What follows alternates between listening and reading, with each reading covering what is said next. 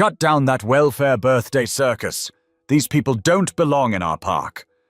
Lieutenant Karen Doyle marches toward the gathering and overturns the entire birthday table. 9-year-old Jordan's Spider-Man cake explodes across the concrete, smashing food and presents everywhere. Look at all this food bought with taxpayer money while real Americans struggle. Parents scramble to shield their kids as Doyle boots chairs aside and rips down decorations. A joyful celebration becomes wreckage in moments. She locks on a tall black man hanging streamers. He turns slowly, fury barely contained, as he watches his son's big day destroyed. You the one behind this ghetto carnival, boy? Time you remembered your place. He stands motionless, hands trembling at the wreckage. One phone call will shatter everything these cops believe about power. 2 hours earlier, David Lawson had been the picture of a devoted dad, prepping the perfect birthday. He moved carefully around Druid Hill Park, checking every detail like someone who knew memories mattered. Red and blue streamers hung at precisely measured heights. The picnic tables formed a neat rectangle. Even each folding chair's position seemed calculated for maximum fun.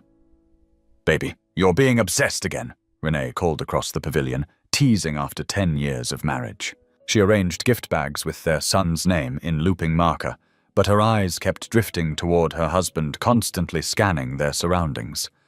David paused while hanging the Happy 9th Birthday Jordan banner, his gaze automatically sweeping the entrance, tree line, and parking lot. Old habits die hard, especially ones that kept him alive through 17 years in federal law enforcement. But today wasn't about Special Agent Lawson. Today he was just Dad. I just want everything perfect for Jordan, he said, adjusting the banner one last time. He's been talking about this party for weeks. Neighbors started arriving an hour earlier, and David knew each family by name. 8 months of carefully built normalcy forged those ties. Mrs. Green from 2 streets over, 75 and stiff with arthritis whenever humidity rose, still brought her famous potato salad to every cookout. The Taylor twins, whose father worked double shifts at the shipyard just to cover school clothes. Young Tiana's grandmother, Mrs. Robinson, baked the best cornbread in East Baltimore and never missed a community event despite fading eyesight. David had memorized their stories, struggles, and hopes. It wasn't just good cover for his undercover assignment, tracking Doyle's corruption ring. These people had become his people. He'd joined church services, hammered loose porch steps, driven elders to doctor visits. Every real moment of connection made his deception weigh heavier. Jordan burst from behind a tree where he'd been playing hide-and-seek with cousins, Spider-Man shirt already stained from honest 9-year-old chaos. He barreled into his father's legs, nearly knocking over the cooler packed with juice boxes. Dad, this is the best birthday ever! Jordan looked up with eyes full of unshakable trust that his father could fix anything. All my friends came. Mom made my favorite web cake, and you got all the Spider-Man decorations, and Mrs. Taylor brought those heavenly cookies. David knelt to his son's level, fighting that familiar tightness in his chest that came with living a double life. Every innocent question about his construction job felt like its own small betrayal. Every time Jordan proudly introduced him as my dad who builds important buildings, David felt the weight of one day explaining every lie. You deserve the best birthday, champ. You only turn 9 once, he said, ruffling Jordan's hair. Did you thank Mrs. Taylor for those cookies? Already did, and I helped Grandma Green set up her chair because her hands were hurting today, Jordan answered, beaming with the quiet pride of a kid raised to care about community. Even as he spoke, David's trained eye caught movement at the park entrance. His hand instinctively brushed his concealed badge, habit so ingrained he barely felt it. The FBI shield rested in his jacket pocket, beside his service weapon, and emergency beacon disguised as his wedding ring. 8 months of surveillance had documented Doyle's drug conspiracy, her calculated targeting of black neighborhoods, Her circle of dirty cops who treated badges like hunting licenses. David. Renee's voice carried a warning edge. Years of watching him come home from cases that left invisible scars taught her his micro-expressions. The slight jaw clench that meant his agent instincts were firing. The way his shoulders tightened when something felt off. Not today. Whatever you're thinking, not today. This is Jordan's day. He forced his muscles to loosen, forced himself into the moment. The surveillance photos on his phone could wait. Shots of Doyle taking cash-stuffed envelopes from known dealers. The recorded rants full of slurs and contempt could wait. Audio of her calling community barbecues, breeding grounds for criminals could wait. 8 months of pretending to be someone else could wait. Today was for Jordan and the neighbors who'd embraced them like family. "You're right," he said, pulling Renee close and kissing her forehead. She still smelled like the vanilla perfume from their college days, back when his biggest problem was passing criminology exams. "Today I'm just Dad." But even as he said it, David couldn't shake the sense something was off. 8 months living among these streets, building relationships, and tracking Baltimore's dirtiest police squad had sharpened his danger radar to something almost supernatural. The hair on his neck prickled without clear reason. Jordan tugged his hand, dragging him toward a cluster of kids begging to start the treasure hunt David had planned. He'd hidden Spider-Man stickers and little toys around the pavilion, mapping them out to keep the kids busy for at least an hour, while adults finally relaxed. As they crossed the grass, David's phone buzzed with a text. He glanced down without thinking, and felt his blood ice over. Message from his FBI handler. "Doyle's unit just got dispatched to your location. Anonymous noise complaint filed 20 minutes ago. This isn't random. Your cover might be blown. Abort if needed." Training slammed into place. He scanned the peaceful party, laughing kids hunting prizes, parents trading stories about school and rent, Renee arranging candles on the iced Spider-Man cake, and understood clearly they'd been set up. Someone inside Baltimore PD knew exactly who he was and where to hit him.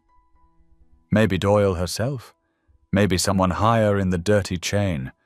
His cover was shredded, but his family stood here, surrounded by neighbors who trusted him to guard them. Folks who had no idea the man grilling burgers was a federal agent whose case could lock up dozens of cops. Distant sirens made the decision for him.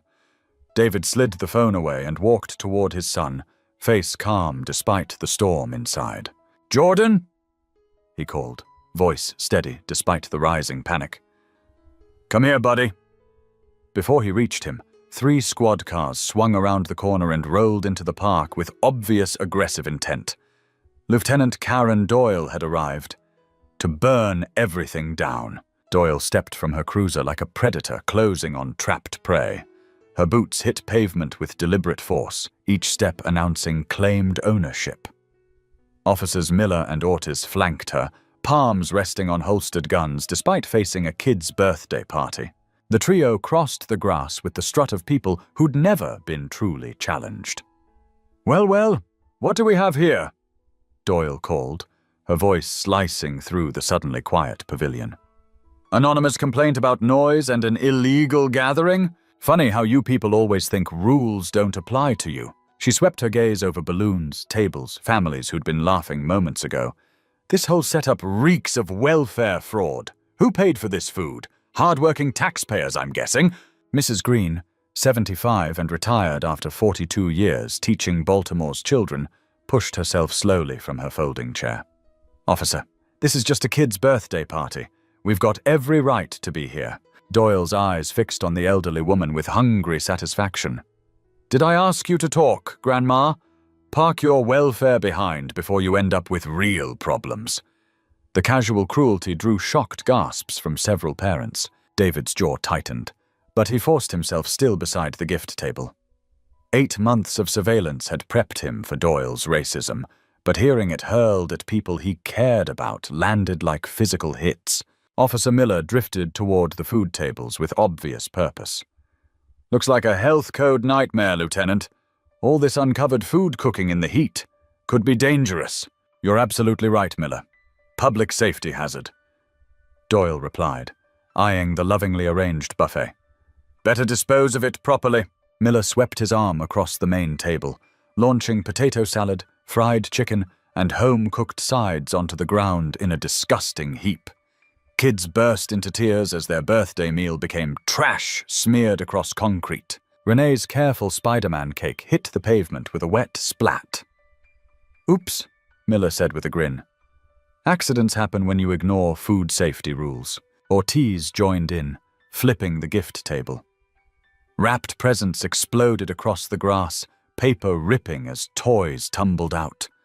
Jordan's new soccer ball rolled toward the parking lot, followed by art kits and books relatives had sacrificed to buy. "This is what happens when Section 8 folks try to play fancy," Doyle announced. "Reality always reminds you where you actually belong." David stayed frozen, watching his son's milestone unravel. Every instinct screamed to flash his badge, end this with federal authority. But blowing his cover now could wreck 8 months of work, and let half the network slip away. Renee appeared beside him, fingers gripping his arm, feeling the tension radiating off him. "James, David," she whispered urgently, habit almost making her use his cover name. "Think about Jordan." But Doyle had already noticed his steadiness, his refusal to scatter. She moved toward him with the focus of a shark scenting blood. "You got something to say, boy?" she demanded, stopping inches from his face. "I see you standing all calm while everybody else shows proper fear. That makes me curious." David met her stare, voice carefully neutral. "Just trying to throw my son a birthday party, officer. No trouble here." "Your son?" Doyle's smile turned razor sharp. "So you're the mastermind behind this illegal bash? The one teaching these kids they can ignore authority?" She swept her arm toward the ruined party. Sobbing children. Adults now filming, even though they knew it might bring more heat later. "Look at this mess! Look at what you caused!" Ortiz slid behind David, tactical positioning no seasoned agent would miss. They were boxing him in, hoping to provoke a reaction they could frame as resistance. "We have every right to use this public park," David answered evenly. "We reserved this pavilion through the city." Doyle barked out a harsh laugh. "Reserved by who? With what money? Let me guess, some welfare hustle making taxpayers fund your little carnival." She slowly flipped open her citation book, milking the drama. "Unauthorized assembly, disturbing the peace, food safety violations. Should I keep going? Or are you ready to admit the whole thing's a mistake?" Meanwhile, Miller found the small cooler where parents had stashed purses and keys. He dumped it out, scattering wallets, car keys, phones onto the ground. "Searching for contraband," he announced. "These parties always covered drug deals." "That's an illegal search without probable cause," Mr. Taylor called, the dad who worked 2 jobs to keep his family housed but never missed community meetings. "Probable cause?" Ortiz stepped into Taylor's space. "Your mouth just gave me probable cause, smart guy. Want your kids to watch you cuffed?" The humiliation campaign dragged on another 10 minutes. Doyle's crew stalked the families like occupying troops, demanding IDs, questioning immigration status, treating citizens like suspects in their own neighborhood. Elderly women dumped their purses. Teen boys got grilled about gangs. Every black man there was treated like he must be on parole. David watched, fists clenched at his sides, as Doyle's squad performed the same systematized racism he'd been secretly documenting for months. But this wasn't grainy surveillance or recorded audio. This was his son's birthday, his neighbor's, his wife. The breaking point came when Doyle refocused on him. "You know what bothers me about you?" she said, circling slowly. "You're too calm, too controlled. Most folks get nervous around real authority. You just stand there like you're on my level." She stopped so close he could smell stale coffee on her breath. "Time to teach you how this works." Doyle's predatory smile widened as she studied his composure. In 8 months of terrorizing this neighborhood, she'd learned to spot fear. The precise instant resistance collapsed, but this man's stillness felt dangerous, not defeated, and that enraged her.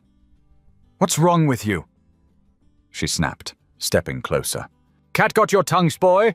I'm talking to you. David's training wrestled with his instinct as the performance escalated. Every part of him wanted to flash his real badge, watch her swagger evaporate. But dozens of cases depended on his cover. I'm listening, officer, he answered carefully, voice giving nothing away. Listening? Doyle's laugh cut like glass. Your kid's watching you be a coward. What kind of man lets this happen without a word? She gestured to the demolished celebration. Scattered toys, children sobbing into their parents' shoulders. Jordan stood frozen near the smashed cake, chocolate frosting splattered across his Spider-Man shirt, trying to process such cruelty. I asked you a question, boy, Doyle shouted, loud enough for everyone to hear. Are you too dumb to answer when a real citizen addresses you? Miller slid behind David, Ortiz angling his flank, classic intimidation formation. Officer, I'm just trying to give my son a birthday, David said, jaw tight enough to crack teeth. We're not causing trouble. Not causing trouble? Doyle's tone turned theatrical. You took over a public park without permits.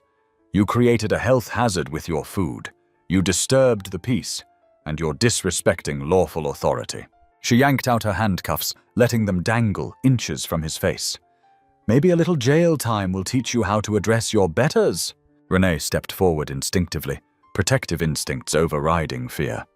Please, officers, there's no need. We'll clean up and leave quietly. Doyle's eyes lit with fresh cruelty as she turned to Renee. Did I ask you to speak, sweetheart? Seems like this whole family has authority issues. Maybe you need lessons, too. Leave my wife alone, David said quietly, something in his tone sending Miller's hand toward his gun. Or what? Doyle crowded him again. You gonna do something? You think you're man enough to challenge real power? She looked around at the crowd, ensuring maximum audience. Everyone pay attention. This is what happens when folks forget their place. Doyle grabbed David's shoulder and shoved him toward his knees. Down where you belong. Show them what you really are. The federal agent in David calculated odds, assessed threats, measured tactics. But the father felt his 9-year-old watching him kneel. The neighbor saw people he loved witnessing his apparent helplessness. He lowered himself slowly, hands shaking with rage, not fear. That's better, Doyle announced. This is the natural order. Authority standing. Criminals kneeling. She started an exaggerated pat down, hands intentionally rough. When she reached his jacket, her fingers brushed the leather case holding his FBI credentials. Well, what do we have? She pulled out the case, flipping it open. David's heart stalled. 8 months of cover balanced on this moment. She stared at the gold FBI shield, then burst out laughing. Look at this pathetic mess, she crowed. This clown's got a fake FBI badge. Probably ordered it online to impress his welfare girlfriend. She tossed the case into the dirt near the ruined cake. Authentic credentials landing in frosting and grass. Fake badge possession. That's another felony. Miller and Ortiz laughed. Probably thinks he's in a movie, Miller sneered. Maybe we should call the real FBI. Ortiz added. Report a wannabe federal agent. That's serious. Doyle ground her heel into the case, twisting. Stop pretending you're important. You're just another unemployed baby daddy living off handouts. Jordan had been watching everything. Distress building. His father, the strongest person he knew, forced to kneel while strangers mocked him. He couldn't grasp undercover work or federal jurisdiction. He only knew bad people were hurting Dad. Leave my dad alone, Jordan yelled, sprinting toward them. Renee grabbed him, wrapping both arms around him as he struggled. Jordan, no, stay with me, she pleaded. Doyle's attention snapped to the crying boy, cruelty sharpening. Control your little criminal, or I will. Maybe foster care would teach him respect. Don't you ever threaten my child, David said from his knees, steel finally entering his voice. Threaten? Doyle's smile turned reptilian. I don't threaten, boy. I promise. Your whole family's about to learn what happens when you cross the badge. She raised her radio, performing for the crowd. Dispatch Unit 23. I need child services for a welfare check. Suspected neglect and endangerment. Parents appear under the influence, creating an unsafe environment. The lie rolled off her tongue, practiced and effortless. David realized this wasn't new. It was routine. How many families had she broken like this? How many kids torn away on fabricated grounds? "You can't do that," Renee pleaded. "We haven't done anything." "I can do anything I want," Doyle replied, absolute confidence in her voice. "I am the law here, and the law says your family doesn't belong in decent society." She keyed her radio again. "Also requesting backup for multiple arrests, disorderly conduct, resisting authority, impersonating a federal officer, and whatever else I feel like." David stayed kneeling, genuine badge ground into the dirt, son crying in his wife's arms, community stunned. The lieutenant who'd brutalized neighborhoods for years didn't know she was seconds from facing federal consequences. But not yet. Not until his people were safe from retaliation. For now, David Lawson knelt and let her believe she held all the power. Additional sirens grew louder as backup rolled in. 2 more cruisers pulled up, officers spilling out with the easy swagger of predators who'd never been checked.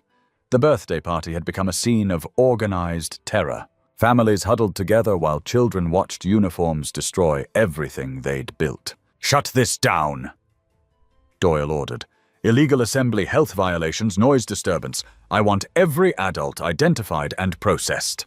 Miller kicked over the remaining chairs with deliberate malice. "Tear down these decorations too, Lieutenant. Looks like a fire hazard." "Absolutely. Public safety first." Doyle smirked as Miller ripped streamers and stomped balloons. The cheerful decorations David had hung with care turned into shredded trash. Ortiz found the cooler holding party favors and dumped it, toys and candy bouncing across concrete. "Contraband check," he said. "These gatherings always hide something." Mrs. Green, still sitting despite earlier threats, spoke with the dignity of someone who'd survived decades of institutional racism. "You have no right to do this. This is a lawful gathering in public space." "Right," Doyle snapped, whirling toward her. "You think you have rights? Think your benefit checks came with constitutional protections?" She advanced on the folding chair, towering over the older woman. "Stand up when I'm talking to you, Grandma. Show some respect for real authority." "She has arthritis," Renee protested, still clutching Jordan. "She can barely stand without help." "Did I ask for your medical opinion?" Doyle shouted, making more kids cry. "I said up, now!" Mrs. Green struggled upright, joints protesting. Her unbroken posture made the cruelty sharper. "That's better," Doyle said.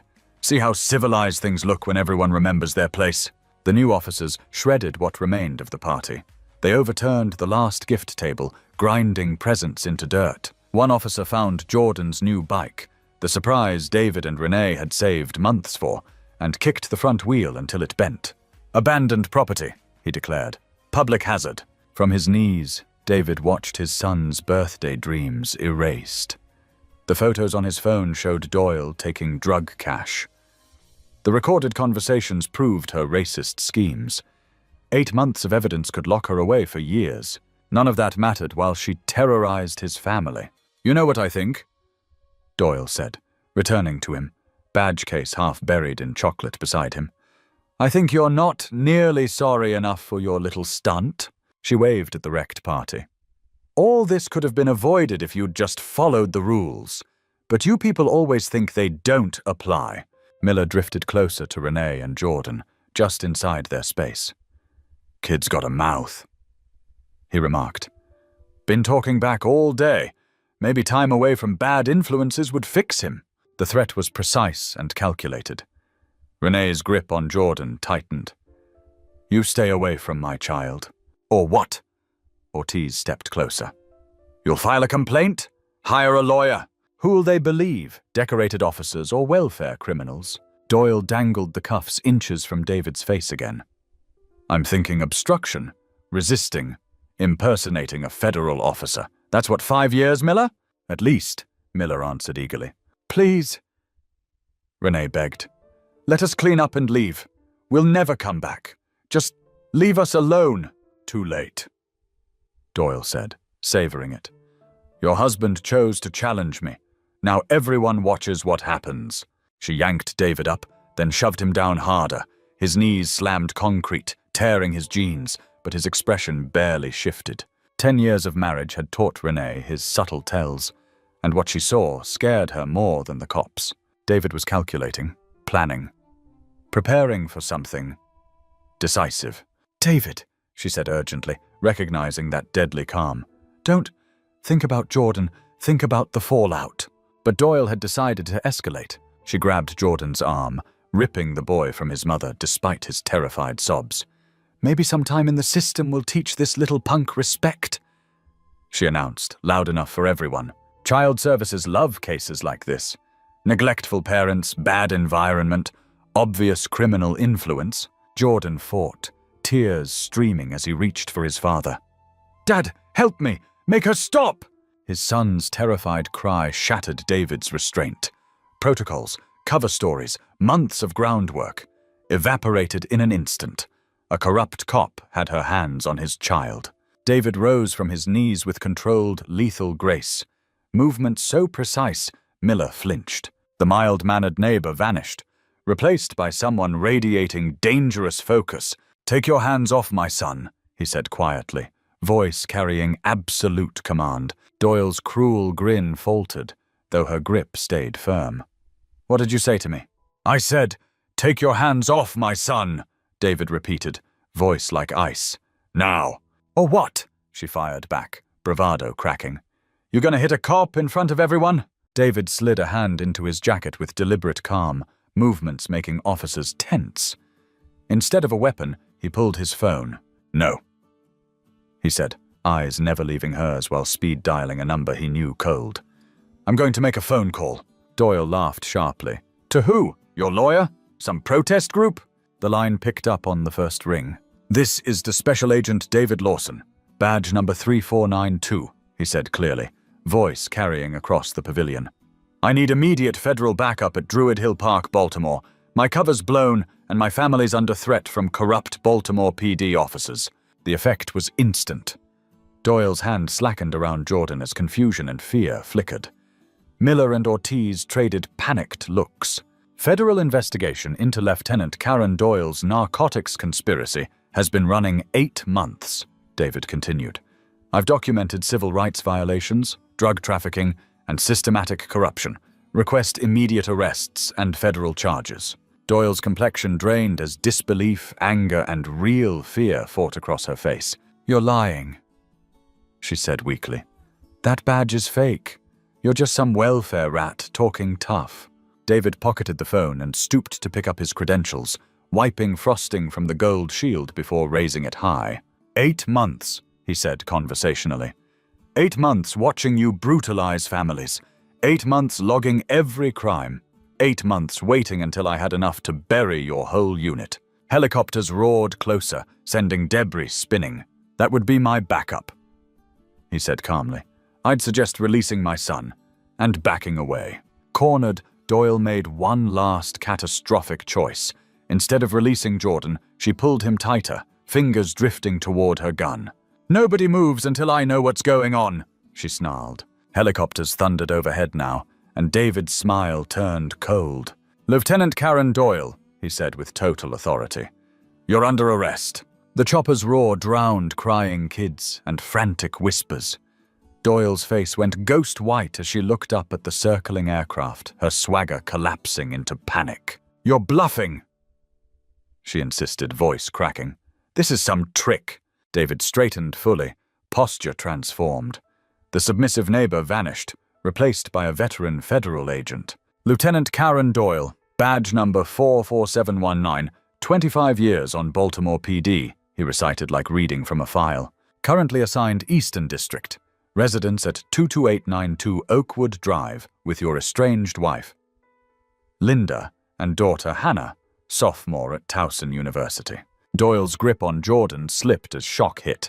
"How do you know that?" 8 months of federal surveillance, David replied, including recordings of you calling this neighborhood animals needing control, wires catching you coordinating with dealer Curtis Lane to protect his corners for monthly cash, financial records showing $200,000 in unexplained income over 3 years. Miller and Ortiz stood mute, bravado gone as reality sank in.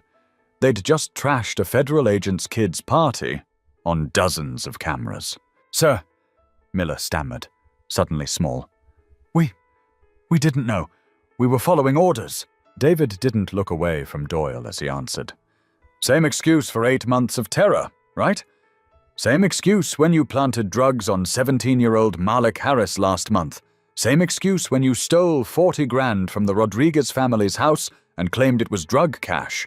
The helicopters hovered overhead as FBI tactical teams fast-roped into the park with military precision, black uniforms and rifles jarring against the scattered birthday decorations. "FBI, nobody move!" Agent Naomi Brooks, David's handler for the past 8 months, moved in with her weapon lowered but ready. She'd orchestrated the whole operation, watching her best undercover agent piece together Baltimore's ugliest police corruption case. "Agent Lawson," she called formally, establishing his status. "Report. Lieutenant Doyle and her squad just committed multiple federal crimes in front of roughly 30 witnesses," David replied, voice professional, almost detached. "Civil rights violations, intimidation of a federal officer, property destruction, threats against a minor, all captured on multiple phones." Doyle finally released Jordan. He sprinted into Renee's arms as FBI agents surrounded the dirty cops. Doyle's face shifted from pale to ashen as the full picture landed. "This is impossible," she whispered. "You can't be FBI. You live here. You swing a hammer. I've seen you at neighborhood meetings." "Special Agent David Lawson," he said, holding up his credentials for everyone. "Federal Bureau of Investigation, Public Corruption Unit, tasked with investigating systemic civil rights violations and drug corruption inside Baltimore PD." Agent Brooks stepped beside Doyle with handcuffs. "Lieutenant Karen Doyle, you're under arrest for violating federal civil rights statutes, conspiracy to distribute controlled substances, extortion, and intimidating a federal officer." "Wait!" Doyle shouted, looking desperately at the families now filming with grim satisfaction. "This is entrapment. He pretended to be someone else. That's illegal." "Undercover work's perfectly legal when tracking active criminal conspiracies," David replied evenly. "Especially when those conspiracies revolve around stripping citizens of constitutional rights." Miller tried to edge away but found himself ringed by federal agents. I want to cooperate," he blurted. "I just followed Doyle. I can name others. Officer Ryan Miller." Agent Brooks announced, snapping cuffs on him. "You're also under arrest for conspiracy and civil rights violations. Cooperation can happen from federal custody." Ortiz stood silent, staring at David like he was seeing him for the first time. 8 months of casual bigotry. 8 months of treating him like less than human, all directed at a federal agent who'd recorded every insult, every hit, every scheme. "The fake badge," Ortiz said weakly. "The one we stomped, that was real." David bent, retrieved his case, and brushed away remaining frosting. "Special Agent David Lawson, badge 3492. The same badge you mocked for 10 minutes while wrecking a child's party." The arrests moved quickly. Agents read Miranda rights while neighbors kept filming, determined to chronicle Doyle's downfall as thoroughly as their own abuse. The woman who'd spent years terrorizing families now faced the cameras, cuffed and headed toward federal court. "You have the right to remain silent," Agent Brooks recited, securing restraints. "Anything you say can and will be used against you." Doyle's last defiance was spitting near David's shoes. "This isn't over," she snarled. "You think one arrest changes anything? There are dozens of us. The whole system protects cops, not people like you." David regarded her almost with pity. "Lieutenant, you don't get it. This isn't one arrest. It's the opening move in Maryland's largest police corruption case." He showed her his phone, dozens of photos, recordings, financial documents. 34 officers are being arrested across the city right now. Your entire network is done." As agents marched Doyle and her crew away, the ruined party fell silent. Neighbors who'd endured their reign for years watched their tormentors finally face justice. Jordan tugged his father's hand, eyes puzzled. "Dad, are you really a policeman?" David knelt, finally free to tell the truth. "I'm an FBI agent, buddy. My job is catching bad cops who hurt good people." Overhead, news choppers joined FBI aircraft. Within minutes, the story would outgrow this shattered birthday and explode into something national. The birthday party scandal turned out to be just the visible tip of something monstrous beneath the surface. Within hours, global outlets picked it up. BBC aired US police corruption exposed at child's birthday, while German networks framed it as proof of systemic racism. The clip of a federal agent on his knees in the dirt while dirty cops mocked his badge became a worldwide emblem of institutional collapse. By sunset, demonstrators clustered outside Baltimore police headquarters, outrage boiling over into organized resistance. The crowd mixed long-time neighborhood residents brutalized for years with suburban supporters who'd driven in after watching the viral footage. Posters reading "Know Your Place, Prison" and "FBI Agent Dad" waved beside smaller clusters of counter-protesters clutching "Back the Blue" flags. The generational split was painful and obvious. Older neighbors who'd endured decades of harassment sobbed openly watching Lieutenant Doyle hauled off in cuffs. Younger activists streamed everything on their phones, splicing new roast videos about the arrested officers before the night ended. Kids who'd been at Jordan's ruined party drew pictures of FBI helicopters and proudly told reporters about their undercover, secret agent neighbor. By primetime, national news had turned the story into wall-to-wall content, filling every cable panel with fiery debate. Split screens showed the arrest from multiple angles, while experts argued about police accountability, federal oversight, and whether undercover operations in black neighborhoods were justice tools or another form of surveillance. Overnight, David went from anonymous neighbor to reluctant symbol. "This reaches far beyond Baltimore," declared a CNN legal analyst. "This investigation proves federal agents can infiltrate and methodically expose entrenched police corruption. It's a template other departments could use nationwide." Over on a conservative network, the narrative twisted hard. Federal agents living undercover for months, secretly recording law-abiding citizens and trapping local officers. Viewers were asked if this was the future they wanted. The partisan split played out in real time online. Progressive accounts posted supercuts of Doyle's racist rants with captions celebrating her downfall. Right-leaning users pushed chopped clips of David revealing his badge, attacking him as a sneaky Fed who betrayed trust. Lost under the noise was the real heart of it all. A 9-year-old whose party got smashed by uniformed bullies, and a father who'd spent 8 months genuinely loving a community he secretly knew he'd one day shock. Renee watched the digital hurricane from a secure FBI safe house, where agents had moved them after the arrest. "Look at this," she said, showing David her phone.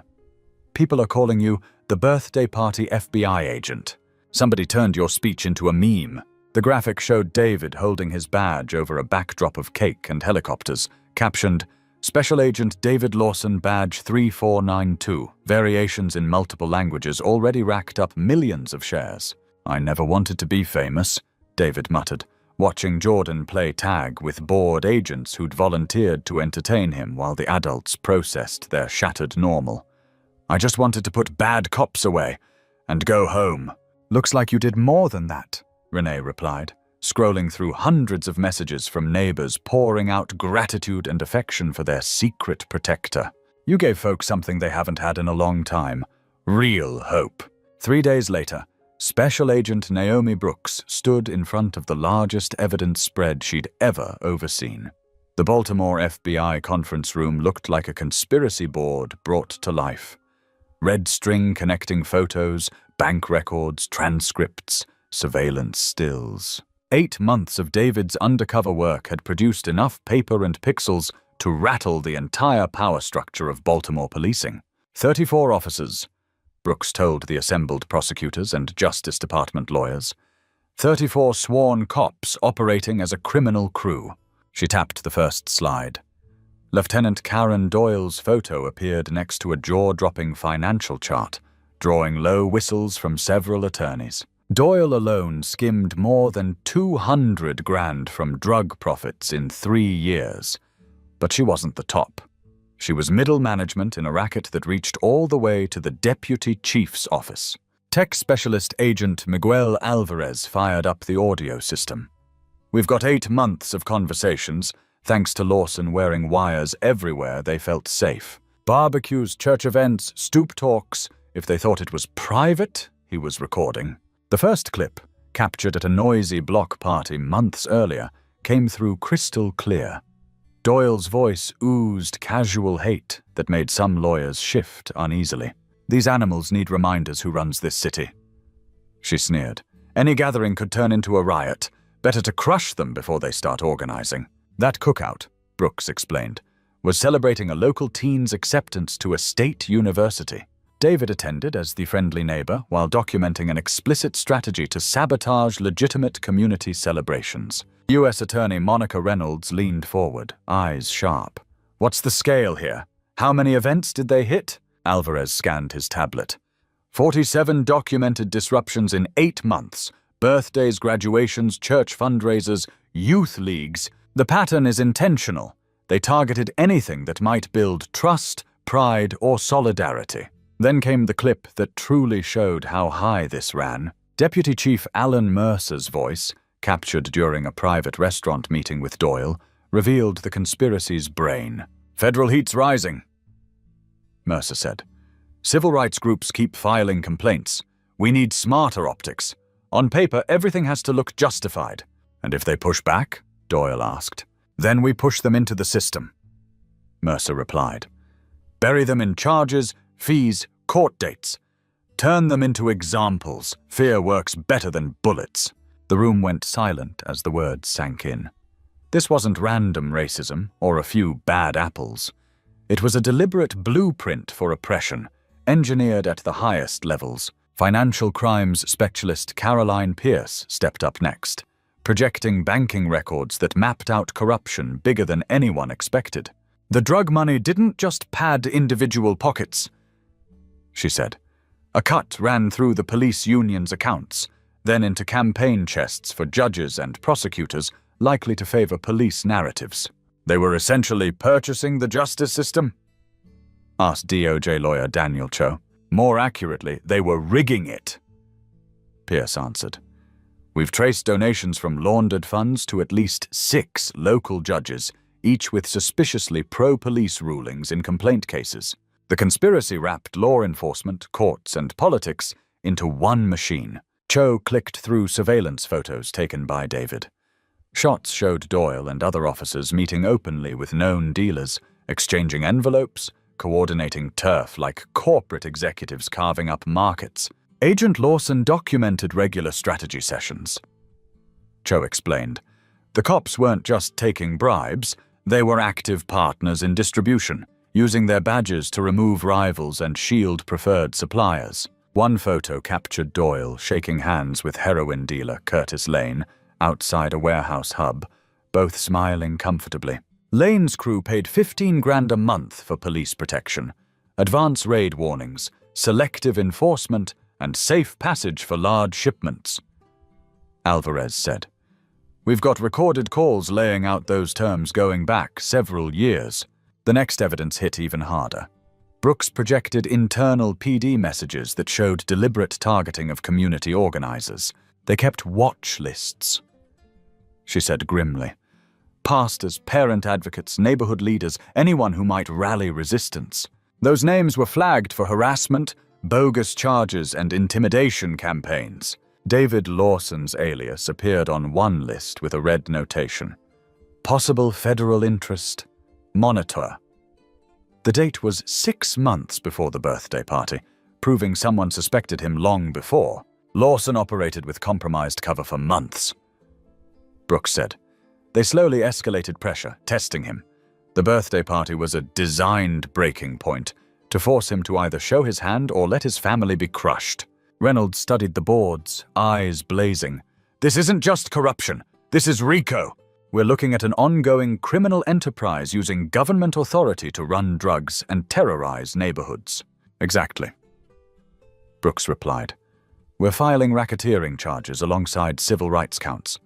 Top players could see 2 to 3 decades in federal time, but it went wider. Deeper analysis showed the model spreading beyond Baltimore city lines, linked to similar setups in 3 surrounding jurisdictions. They were exporting their playbook, Pierce said, teaching other departments how to build protection partnerships with dealers while keeping official records clean.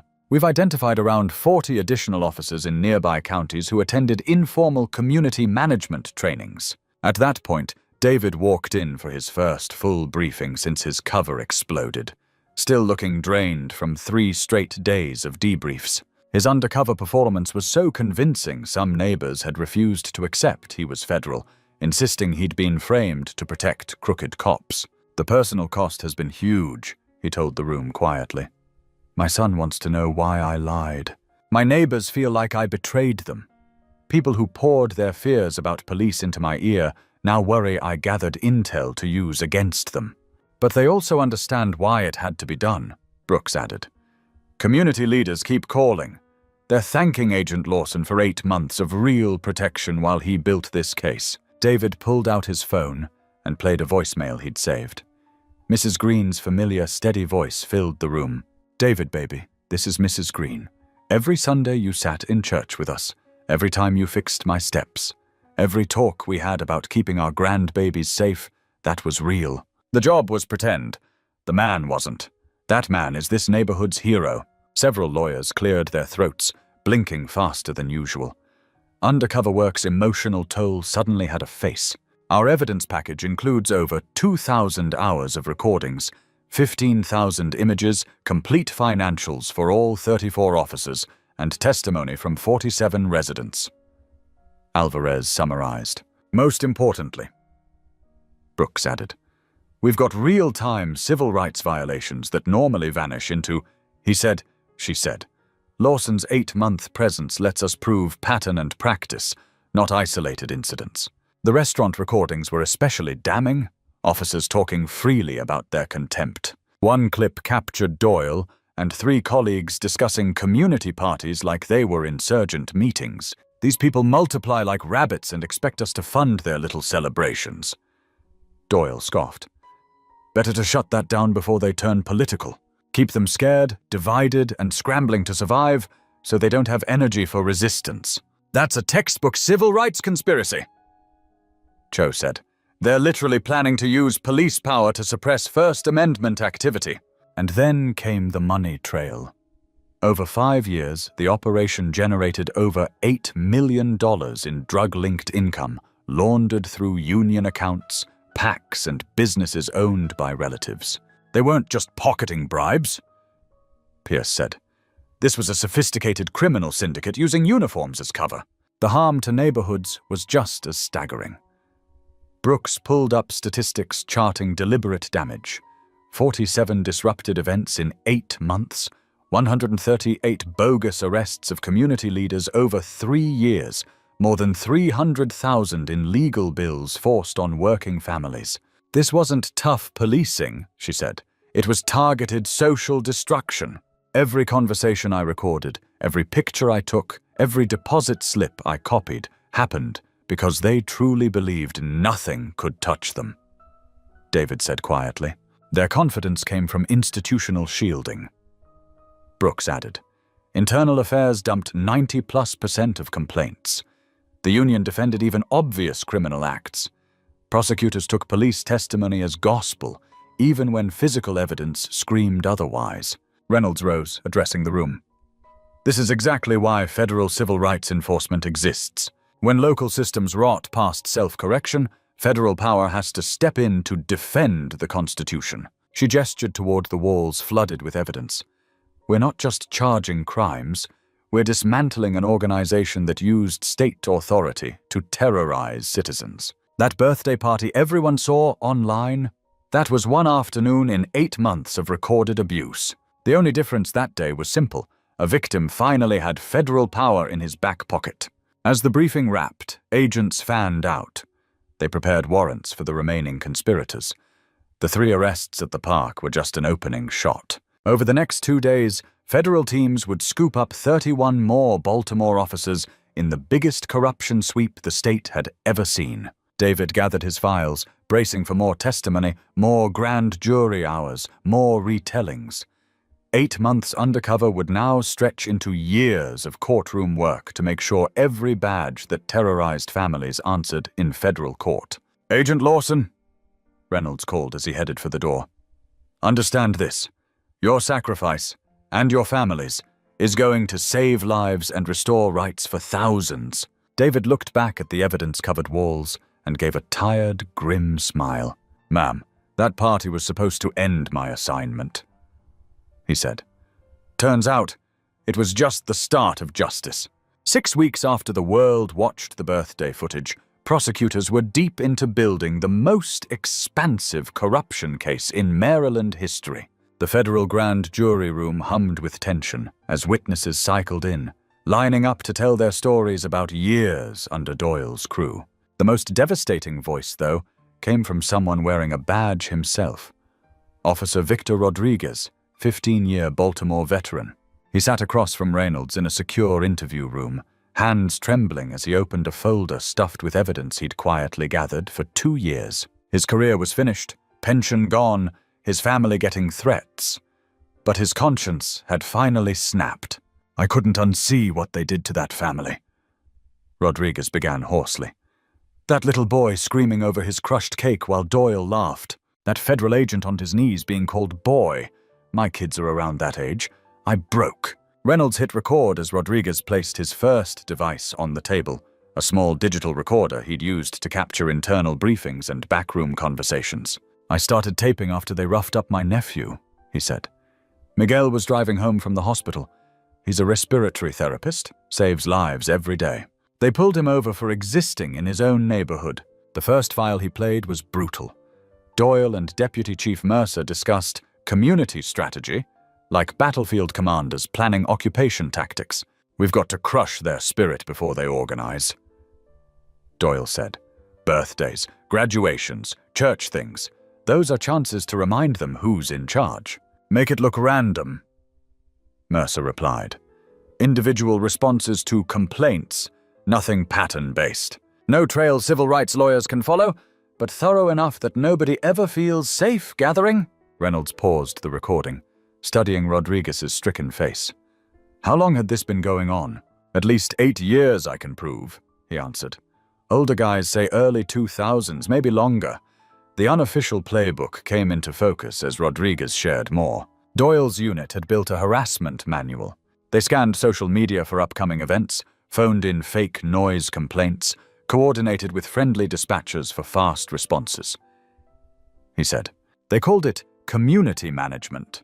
Translation, break up anything that might strengthen bonds or spark organizing. Birthdays, block parties, church cookouts.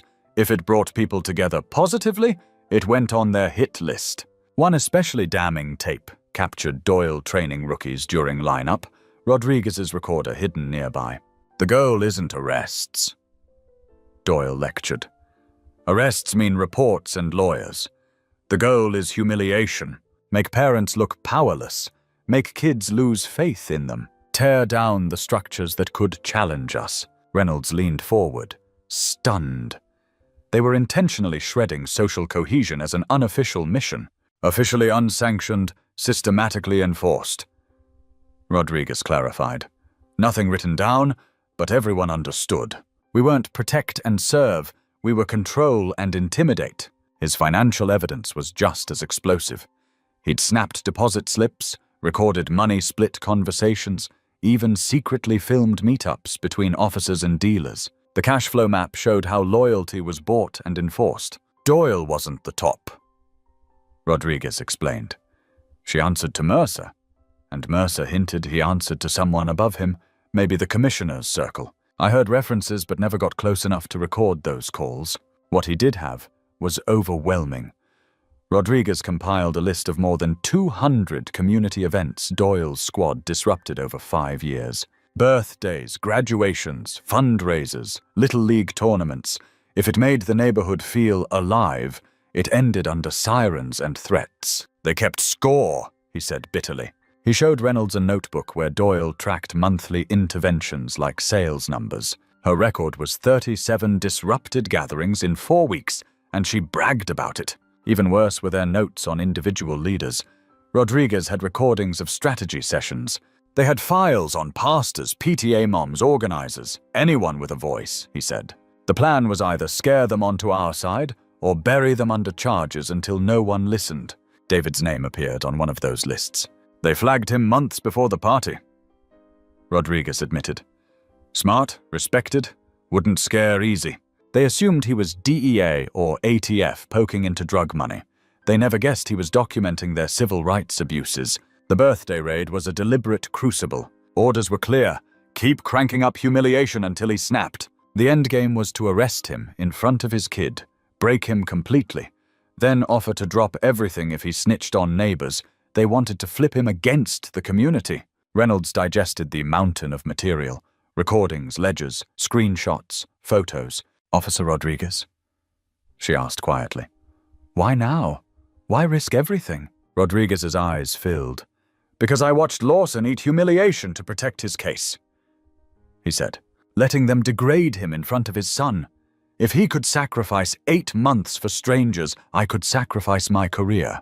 Neighborhood reaction to Rodriguez was complicated. Some saw him as too late to the fight. Others understood that without his insider proof, convictions might crumble. The community needs truth before it can heal, Rodriguez insisted.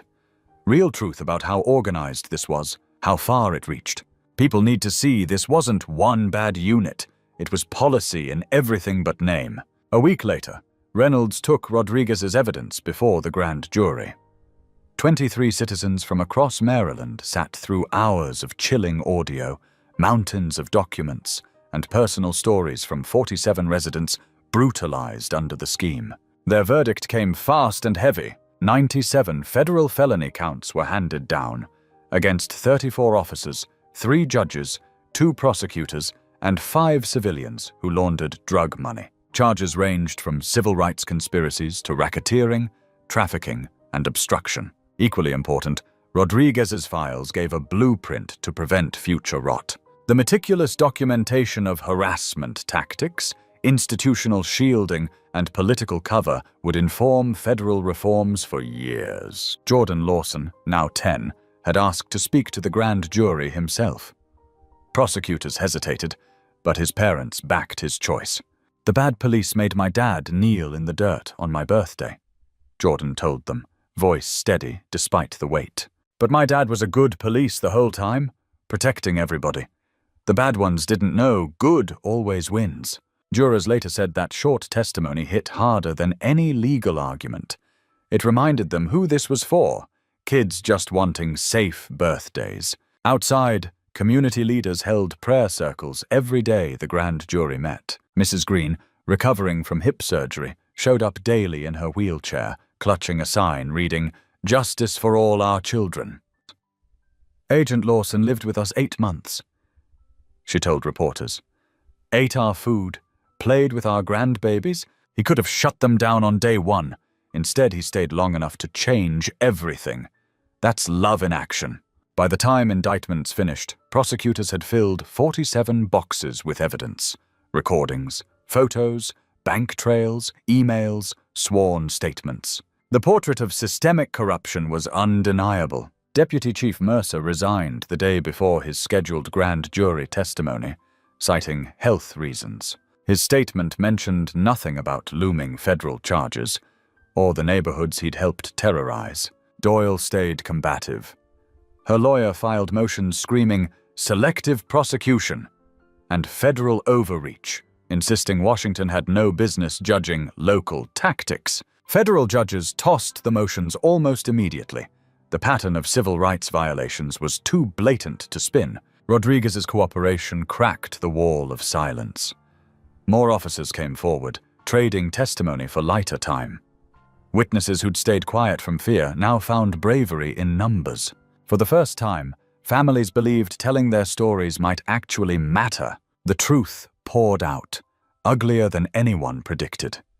What started with one shredded birthday spread exposed a decade of rot in the nation's 8th largest city. Justice was no longer a wish, It was a wave that couldn't be stopped. The Baltimore federal courthouse had never seen crowds like the ones that gathered 3 months after the arrest. Inside, U.S. Attorney Reynolds faced a packed courtroom and a forest of cameras to announce the end of the historic prosecutions. Outside, residents filled the plaza, waving signs demanding not just punishment, but lasting accountability.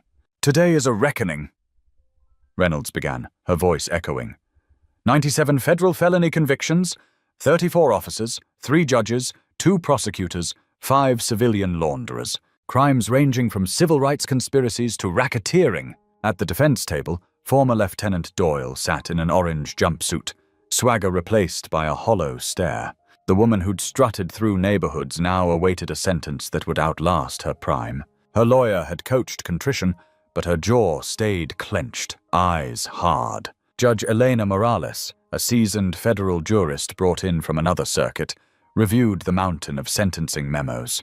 At 64, she'd seen plenty, but this case still shocked her.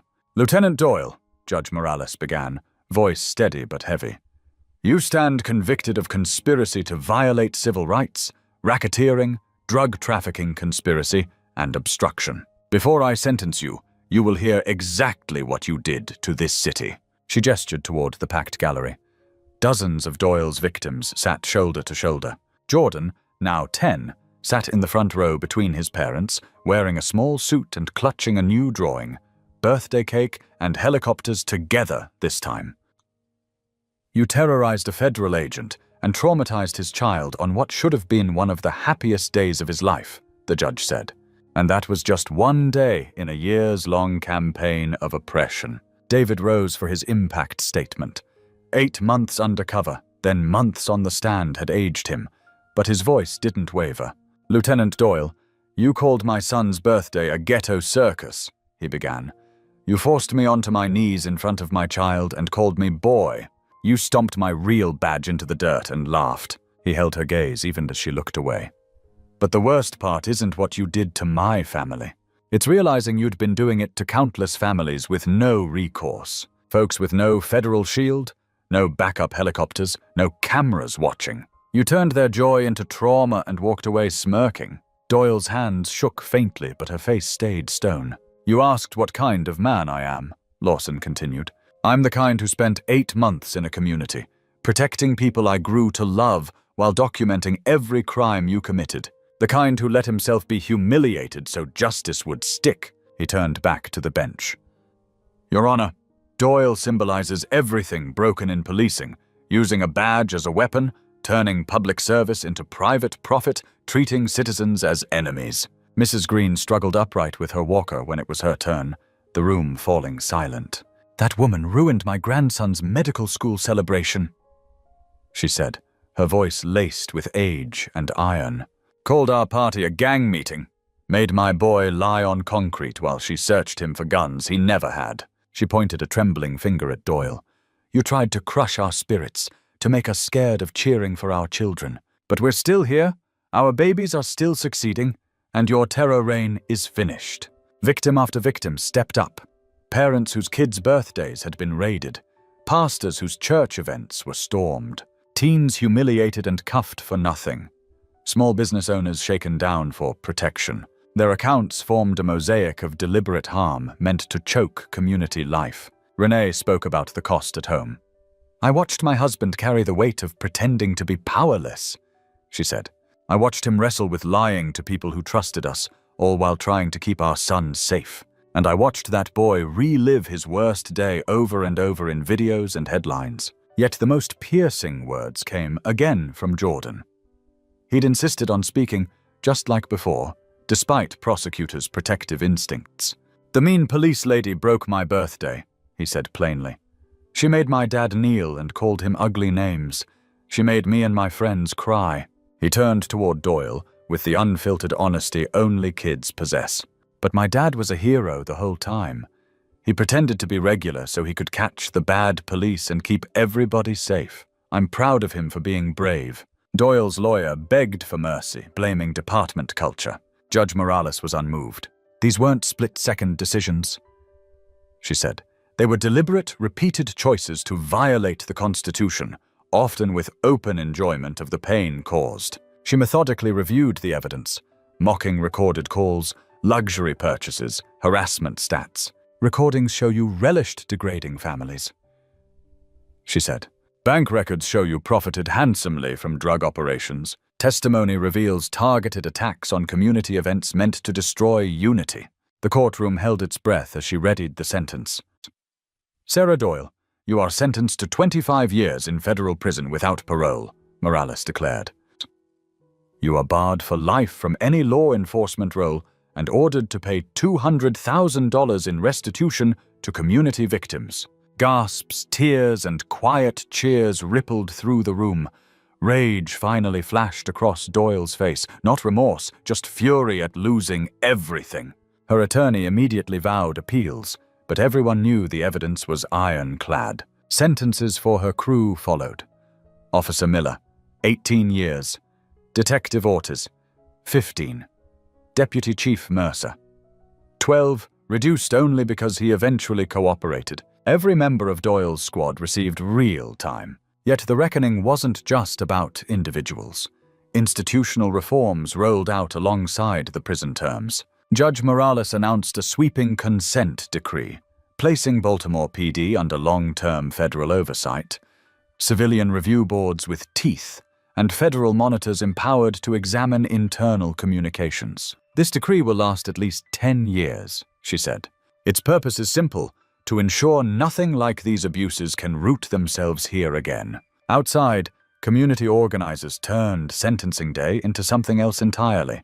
A celebration. Jordan cut a bright ribbon at a podium set up on the courthouse steps. "Today is Jordan's real birthday party," Mrs. Green announced into the mic, voice proud. "The party that should have happened months ago, before criminals in uniform destroyed it." Tables overflowed with the same foods once smeared across Druid Hill Park's concrete: potato salad, fried chicken, and a Spider-Man cake that matched the original down to the icing webs. This time, kids laughed freely under watchful eyes of newly reformed officers, providing security with genuine, not forced smiles. During the celebration, David was sworn in as the FBI's new Assistant Director for Community Relations, his promotion symbolizing a federal promise to rebuild trust instead of simply chasing headlines. His speech focused less on punishment than on what comes after. Doyle's crew thought they were beyond reach, he told the crowd.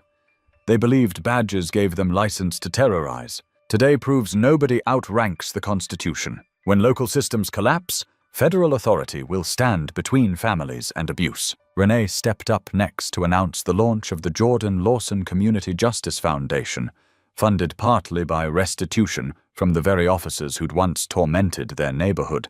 The foundation would bankroll legal help and organizing in communities facing similar harassment. "Our family paid a heavy price," she said. 8 months in hiding in plain sight, trauma from that birthday, ongoing security worries, but we paid it so other families won't have to endure what we did. Jordan spoke last, strangely composed. "The bad police tried to scare us," he said. "But when good people are brave, good wins. My dad was brave, Mrs. Green was brave, Mr. Rodriguez was brave. Now kids can have parties without being terrified." News outlets covered every second. Cable hosts debated oversight and reform rather than whether the crimes were real. Social media campaigns celebrated the sentences and demanded similar cleanups elsewhere. Foreign media pointed to the case as proof American institutions could still self-correct. Yet the community's reaction mattered most. A year after Doyle's sentencing, Druid Hill Park hosted its first Justice Day, featuring exactly the joyful gatherings her unit had once hunted. Families grilled, kids raced, music played, and no one watched the entrance nervously. Doyle began her 25-year bid at a federal facility in West Virginia, far from the city she'd abused. Reports said she still called herself a victim of political targeting, refusing to admit wrongdoing. She wouldn't be eligible for release until Jordan was grown. Meanwhile, the corruption web that strangled Baltimore policing for nearly a decade had been cut apart. Residents could gather without expecting flashing lights. Parents could dial 911 without fearing they'd become suspects. The reckoning was broad, public, and undeniable. The ruined birthdays became a lasting symbol of resilience, resistance, and constitutional rights finally punching back. 2 years after Doyle's Perp walk, Druid Hill Park buzzed with the same energy as that first party. But the atmosphere was transformed. The pavilion now carried a bronze plaque reading, "Lawson Community Justice Park." Officers on site, painted faces, and twisted balloon animals. Not because cameras were rolling, but because that's what neighbors do for each other. Jordan, now 11 and taller, stepped to a podium. 2 years ago, bad police came to my birthday and tried to scare everybody, he said, voice sure. They didn't know my dad was an FBI agent trying to protect us. They thought they could be mean and never face anything. He scanned the crowd of former victims, community leaders, federal officials, and new era officers.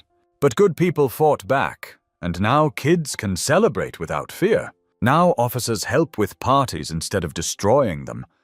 My dad calls that what justice looks like. Applause washed over him as he cut the ribbon on the new Jordan Lawson Community Justice Center. The facility would offer legal aid, know your rights training, and mediation services for neighborhoods across the city, a permanent front line against future abuse. Funding came from federal grants, restitution from convicted officials, and community fundraising that proved residents weren't waiting on saviors, they were investing in themselves. David, watching from the side, felt a pride deeper than any promotion. Jordan had stood up in rooms grown adults feared and told the truth. He'd become an emblem of what childhood courage could spark. "Every day reminds me why this work matters," David told the crowd when his turn came. 2 years ago, my family saw the worst version of policing, he said. Today, we're witnessing what it can become when accountability and partnership lead the way. The new Baltimore PD barely resembled the old regime. Federal monitoring brought sweeping changes, body cams that couldn't mysteriously fail, independent boards with real subpoena power, officers required to attend community events as neighbors, not enforcers, and complaint systems that actually investigated instead of auto-shredding. Officer Jennifer Ruiz, a rookie from East Baltimore, moved through the crowd, chatting easily. She'd grown up on these blocks, graduated from local schools, and joined the force to help fix the damage people like Doyle had done. The old department looked at gatherings like this and saw threat, she told teens eyeing law enforcement careers. This department sees chances to connect. We're not occupying these streets anymore. We live here, same as you. Renee had turned her trauma into a vocation. As director of the Jordan Lawson Community Justice Foundation, she'd helped over 200 families navigate contacts with police, file complaints, and access legal support. Healing doesn't happen just because folks get locked up, she said. Communities need resources to rebuild. The Foundation's signature program paired families hurt by past policing with reform-minded officers committed to making amends. Rodriguez, now retired from the force, spent evenings coaching youth basketball and attending forums to answer hard questions. "I spent 15 years on the wrong side," he told parents watching their kids scrimmage.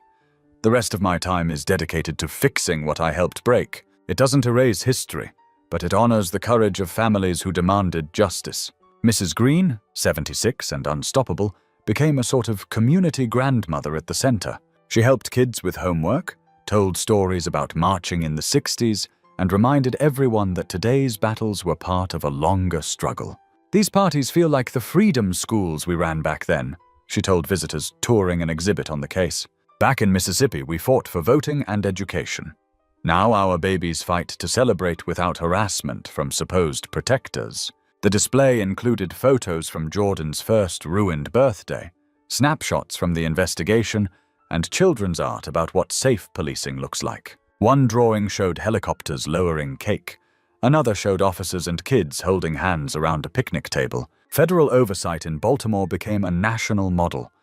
DOJ officials routinely brought delegations from other cities to see the results. Complaints down, trust up, positive interactions soaring. But for the Lawsons, the proof was simpler.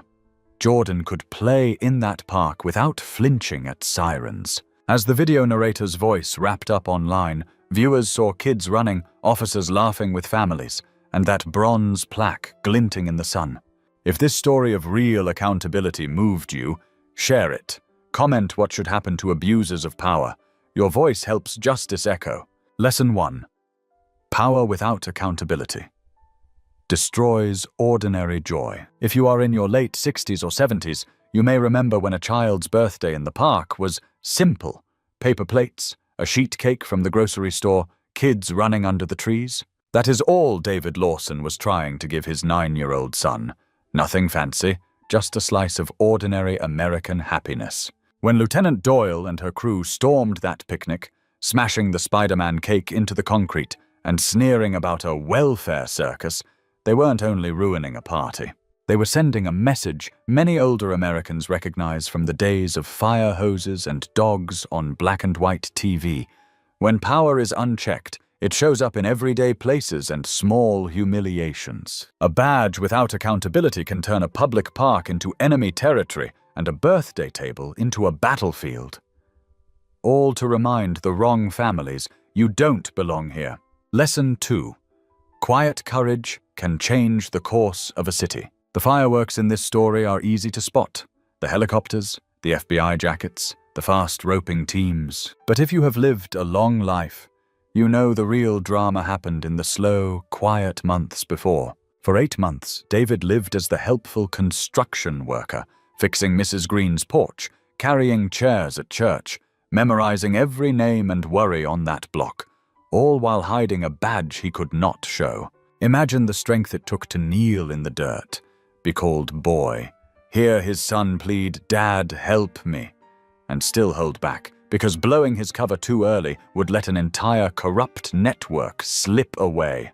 Many seniors know that kind of courage, staying at a hard job to feed a family, standing up at a town meeting when your hands shook, telling the truth when it cost you friends. In the end, that steady bravery, joined with neighbors who testified, and an honest cop like Rodriguez who broke the code of silence, turned one ruined birthday into a turning point for a whole city. Lesson 3.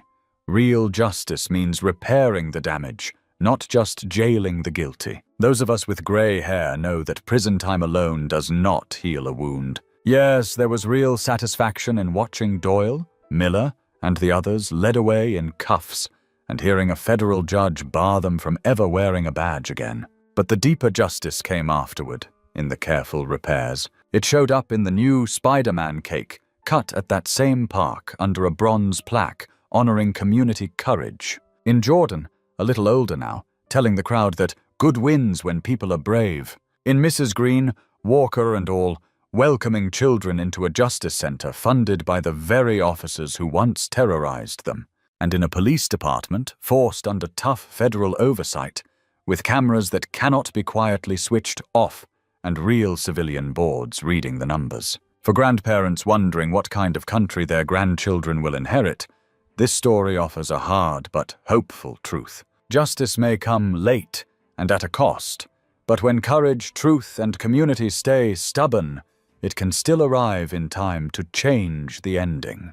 Friends, after walking through David Lawson's undercover sacrifice, that ruined birthday, and the long road toward real reform, I'd love to hear from you. Do stories like this make you feel our system can still correct itself when brave people step up? Or do you think we need deeper change than what we saw here? Have you ever witnessed, or personally lived through, a moment when ordinary folks stood up to abuse of power and something actually changed? Please like this video, subscribe to my YouTube channel, and share your story in the comments so we can keep learning and growing together.